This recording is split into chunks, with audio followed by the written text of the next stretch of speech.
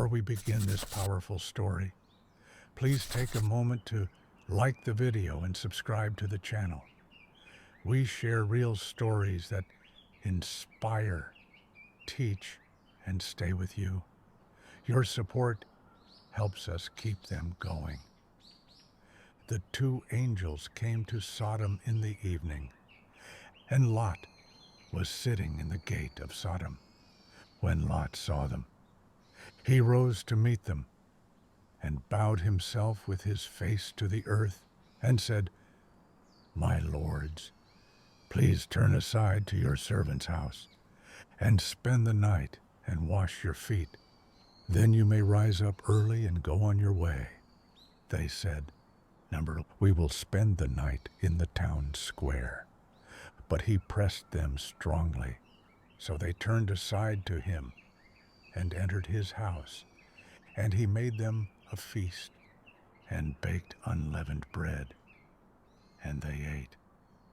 But before they lay down, the men of the city, the men of Sodom, both young and old, all the people to the last man, surrounded the house, and they called to Lot, "Where are the men who came to you tonight? Bring them out to us, that we may know them." Lot went out to the men at the entrance, shut the door after him, and said, "I beg you, my brothers, do not act so wickedly. Behold, I have 2 daughters who have not known any man. Let me bring them out to you, and do to them as you please. Only do nothing to these men, for they have come under the shelter of my roof." But they said, "Stand back." And they said, "This fellow came to sojourn, and he has become the judge. Now we will deal worse with you than with them." Then they pressed hard against the man Lot, and drew near to break the door down. But the men reached out their hands and brought Lot into the house with them, and shut the door, and they struck with blindness the men who were at the entrance of the house, both small and great, so that they wore themselves out, groping for the door. Then the men said to Lot, "Have you anyone else here? Sons-in-law, sons, daughters, or anyone you have in the city? Bring them out of the place, for we are about to destroy this place, because the outcry against its people has become great before the Lord, and the Lord has sent us to destroy it." So Lot went out and said to his sons-in-law, who were to marry his daughters, "Upper, get out of this place, for the Lord is about to destroy the city." But he seemed to his sons-in-law to be jesting. As morning dawned, the angels urged Lot, saying, "Upper, take your wife and your 2 daughters who are here, lest you be swept away in the punishment of the city."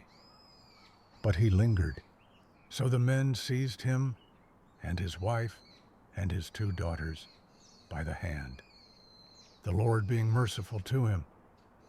And they brought him out and set him outside the city. And as they brought them out, one said, "Escape for your life. Do not look back or stop anywhere in the valley. Escape to the hills, lest you be swept away." And Lot said to them, "Oh no, my lords, behold, your servant has found favor in your sight, and you have shown me great kindness in saving my life. But I cannot escape to the hills, lest the disaster overtake me and I die. Behold, this city is near enough to flee to, and it is a little one. Let me escape there Is it not a little one? And my life will be saved, he said to him. Behold, I grant you this favor also, that I will not overthrow the city of which you have spoken. Escape there quickly, for I can do nothing till you arrive there. Therefore the name of the city was called Zoar. The sun had risen on the earth when Lot came to Zoar. Then the Lord rained on Sodom and Gomorrah sulfur and fire from the Lord out of heaven. And he overthrew those cities and all the valley, and all the inhabitants of the cities, and what grew on the ground. But Lot's wife behind him looked back, and she became a pillar of salt. And Abraham went early in the morning to the place where he had stood before the Lord. And he looked down toward Sodom and Gomorrah, and toward all the land of the valley. And he looked, and behold, the smoke of the land went up like the smoke of a furnace. So it was that when God destroyed the cities of the valley, God remembered Abraham and sent Lot out of the midst of the overthrow. When he overthrew the cities in which Lot had lived, Lot and his daughters. Now Lot went up out of Zoar and lived in the hills with his 2 daughters, for he was afraid to live in Zoar. So he lived in a cave with his 2 daughters. And the firstborn said to the younger, Our father is old, and there is not a man on earth to come in to us after the manner of all the earth. Come, let us make our father drink wine, and we will lie with him, that we may preserve offspring from our father. So they made their father drink wine that night. And the firstborn went in and lay with her father. He did not know when she lay down or when she arose. The next day, the firstborn said to the younger, Behold, I lay last night with my father. Let us make him drink wine tonight also. Then you go in and lie with him, that we may preserve offspring from our father. So they made their father drink wine that night also. And the younger arose and lay with him. And he did not know when she lay down or when she arose. Thus both the daughters of Lot became pregnant by their father. The firstborn bore a son and called his name Moab. He is the father of the Moabites to this day. The younger also bore a son and called his name Ben-Ammi. He is the father of the Ammonites to this day, Abraham and Abimelech. From there, Abraham journeyed toward the territory of the Negeb and lived between Kadesh and Shur. And he sojourned in Gerar. And Abraham said of Sarah his wife, She is my sister. And Abimelech, king of Gerar, sent and took Sarah. But God came to Abimelech in a dream by night and said, Behold, you are a dead man because of the woman you have taken, for she is a man's wife. Now Abimelech had not approached her. So he said, Lord, will you kill an innocent people? Did he not himself say to me, She is my sister? And she herself said, He is my brother. In the integrity of my heart and the innocence of my hands, I have done this. Then God said to him in the dream, Yes, I know that you have done this in the integrity of your heart, and it was I who kept you from sinning against me.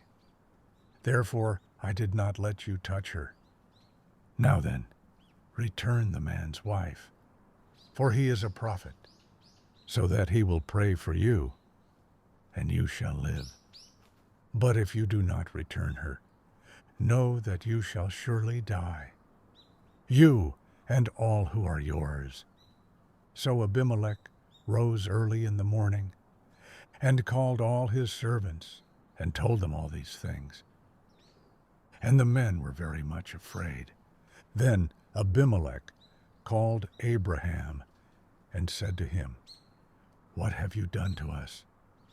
And how have I sinned against you, that you have brought on me and my kingdom a great sin? You have done to me things that ought not to be done." And Abimelech said to Abraham, "What did you see, that you did this thing?" Abraham said, "I did it because I thought, there is no fear of God at all in this place, and they will kill me because of my wife. Besides, she is indeed my sister, the daughter of my father, though not the daughter of my mother. And she became my wife. And when God caused me to wander from my father's house, I said to her, 'This is the kindness you must do to me at every place to which we come. Say of me, he is my brother.' Then Abimelech took sheep and oxen and male servants and female servants and gave them to Abraham and returned Sarah his wife to him. And Abimelech said, 'Behold, my land is before you. Dwell where it pleases you.' To Sarah he said, 'Behold, I have given your brother 1,000 pieces of silver. It is a sign of your innocence in the eyes of all. And before everyone you are vindicated.' Then Abraham prayed to God, and God healed Abimelech, and also healed his wife and female slaves, so that they bore children. For the Lord had closed all the wombs of the house of Abimelech because of Sarah, Abraham's wife.